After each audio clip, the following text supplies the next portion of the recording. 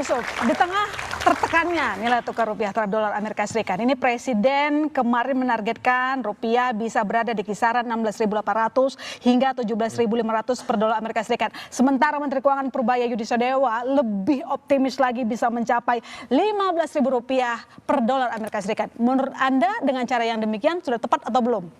Optimis, realistis, atau overconfidence? Saya nggak tahu gimana caranya gitu ya. Karena begini, seperti yang saya bilang, ketidakpercayaan sekarang ini adalah ketidakpercayaan struktural oleh pasar dan investor. Betul. Terhadap ya apa yang ditulis oleh The Economist itu. Iya. Terjadi pemborosan. Di mana letak pemborosannya itu? Ini yang kontradiktif. Prabowo mencita-citakan industrialisasi Indonesia, tapi kenapa anggarannya lebih besar ke program populasi yang konsumtif dan koperasi Desa Merah Putih, Desa Merah Putih yang idenya sesungguhnya koperasi itu kan dari bawah, dari rakyat. Kenapa di drive dari atas? Nggak nyambung. Kemudian dengan menggunakan anggaran dari bank yang bisa mengganggu likuiditas bank dan kepercayaan investor dan pasar bisa terganggu. Oke. Nah, kemudian ya, saya selalu menggugat ini. Kenapa tidak ada satupun orang-orang pintar ekonom, mereka yang di kabinet tidak berani menggugat Presiden Prabowo soal tidak rasional di tengah fiskal yang terbatas, rupiah jatuh sekarang ini, jor-joran menggelontorkan anggaran yang begitu besar kepada MBG dan Koperasi Desa Merah Putih. Nggak masuk akal, maka nggak dipercaya oleh masyarakat. Kalau itu, saya tidak bilang MBG di stop, tidak. Saya dukung MBG, tapi dibikin bertahap, dibikin rasional. Dengan kalau itu terjadi, pasti duit-duit investor, pasar yang sudah keluar itu pasti akan kembali. Lagi soal kenapa dana maunya industrialisasi, kenapa APBN untuk konsumsi atau Anda sebut sebagai populis ya. Kata saya sudah terangkan di depan. Ini kalau ini sekali sebagai sebuah posisi politik ya, bahwa Pak Prabowo menempatkan memang APBN untuk instrumen pemerataan dan kemudian membentuk dana antara untuk instrumen pertumbuhan dengan kritik dari Prof. Latuhin pastinya ya. Satu itu. Kedua, soal pertanyaan kenapa tidak ada menteri yang berani, kira-kira begitu ya, mengkritik.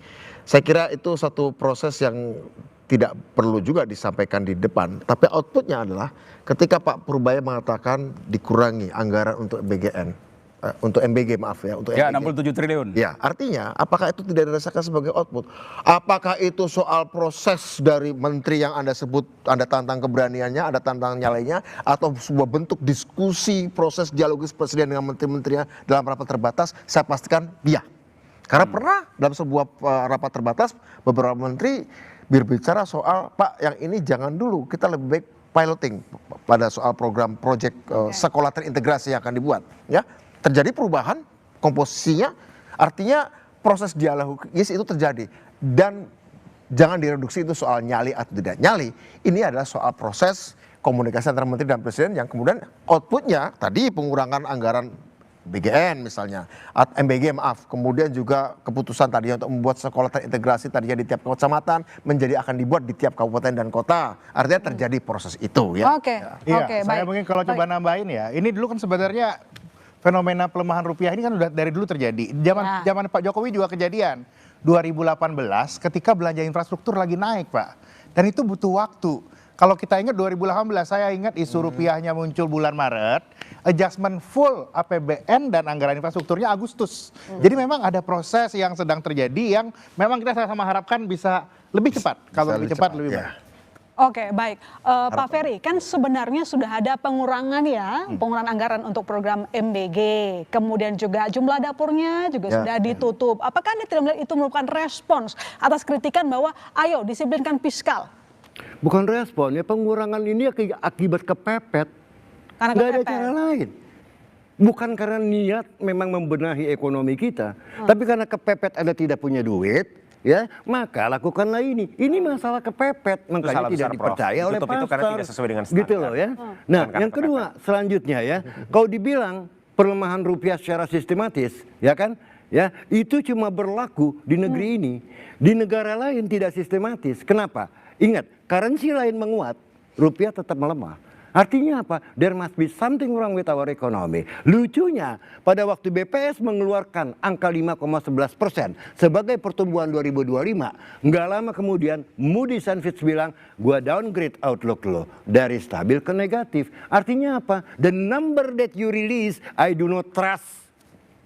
Kan begitu. Ya kan ya, jadi rupiah itu melemah. Lihat, dari tahun 2014 sampai 2024, cross exchange rate antara rupiah dan ringgit flat.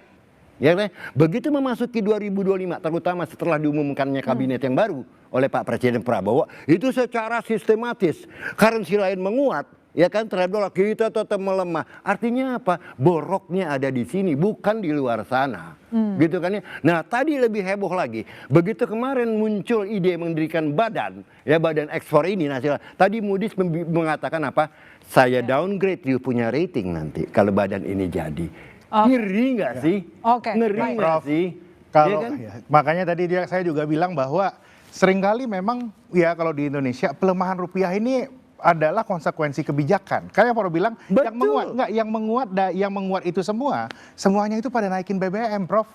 Ya, Seluruh ya, dunia. ini kan Yang nggak naikin BBM itu Indonesia doang. Iya, nah ini Karena kan BBM subsidi itu cuma Indonesia doang. Itu mesti Betul, kita lihat. you are right. Dan Ini kan memang masalah itu dampaknya ke rupiah. Iya. Itu yang mesti kita harus kita lihat Nah, dan sekarang- harus mesti paham. ini Sekarang dampak lihat, dari- sorry saya teruskan ya. Angka 5,61% kemarin.